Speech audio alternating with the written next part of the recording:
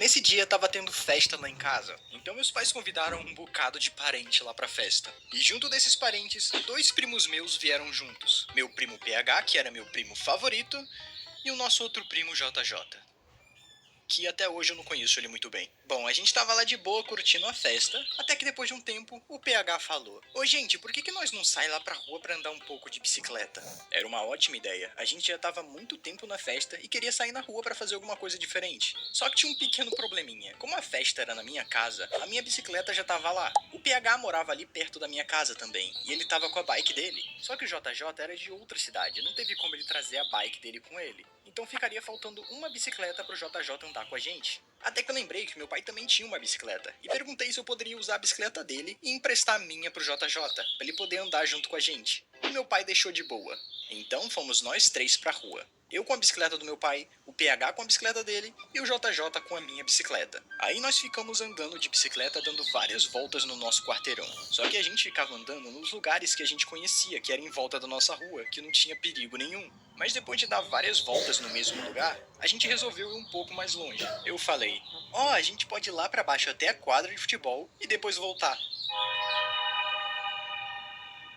Vamos, de boa. E lá fomos nós andando até a quadra. Eu não soltei essa informação, mas eram mais 8 horas da noite, então não tinha nenhuma loja aberta no caminho e poucas pessoas na rua. No nosso caminho para ir até a quadra, tinha um lugar que era meio que um bosque no meio da escuridão, que era bem assustador. E tinham dois caras parados naquele bosque. Eles eram literalmente as únicas pessoas naquela rua. Só tinham aqueles dois caras no bosque e a gente. Mas beleza, era só a gente passar de bicicleta rapidinho, que não ia dar em nada.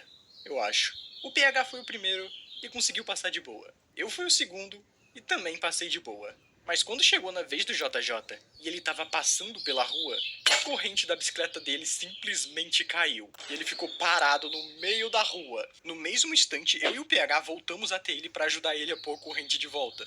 Enquanto isso, os caras que estavam no bosque estavam olhando pra gente. E o PH, que já era mais experiente com essas coisas, porque ele cresceu em um bairro que era muito perigoso, por isso ele tinha noção de algumas coisas que nós dois bobões não tínhamos. Ele achou aqueles caras perto da árvore muito estranhos e disse: cara, coloca a corrente o mais rápido que der e vamos embora daqui. Só que quando o JJ tava tentando colocar a corrente de volta, eu ouço o PH gritando: Gabriel, sai daí!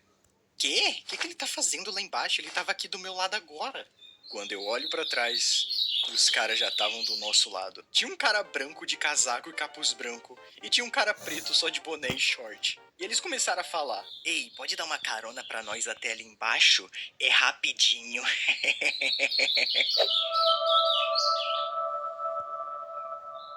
Vou nada, esses caras vão matar a gente. Não, não posso não. A bicicleta é do meu pai, ele não deixa eu dar carona pra estranhos. O outro cara já tinha roubado a bicicleta do JJ, que na verdade era minha. Ele tinha roubado minha bicicleta. Quando eu olhei pro PH, ele não tava mais lá. Ele abandonou a gente. O nosso primo abandonou a gente. O cara tirou a bike de mim e eles começaram a conversar entre si.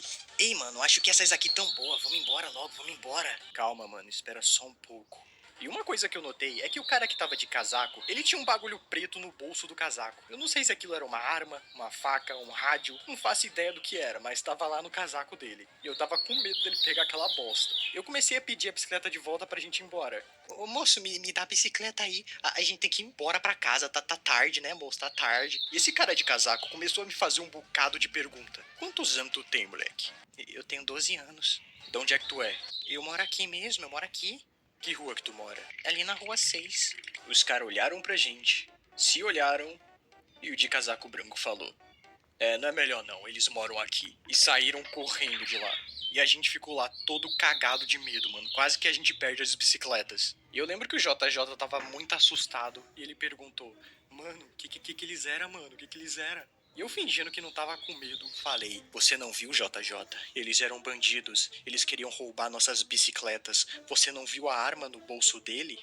Demos sorte hoje. Eu fiquei ali farmando aura no JJ, mas eu tava com a perna tudo tremendo também. Mas um minuto depois deles irem embora, chegou o PH, o meu pai e o meu tio, que vieram correndo lá de casa. Então, no final de tudo, o PH não tinha abandonado a gente. Ele só tinha ido em casa chamar meu pai e o meu tio. Ou seja, ele só tomou a decisão mais correta que tinha, que era pedir ajuda. Aí os nossos pais levaram a gente pra casa e tava todo mundo preocupado porque o PH tinha chegado gritando falando que a gente tava sendo assaltado, mas no final ficou tudo bem. E a gente continuou a festa como se nada tivesse acontecido. Tá, mas afinal por que eles desistiram de assaltar a gente e saíram correndo? Bom, a minha teoria é que eles pensavam que nós não morávamos naquela região. Então eles acharam que nós éramos turistas. Mas depois de saber que nós sim morávamos lá, eles desistiram, porque provavelmente eles moravam perto daquele lugar também. E assaltar uma pessoa perto da sua casa não é algo muito inteligente, já que a gente podia trombar com eles de novo a qualquer dia e chamar a polícia pra prender eles. Então fica a dica, se você não quer ser roubado, é só morar perto do bandido.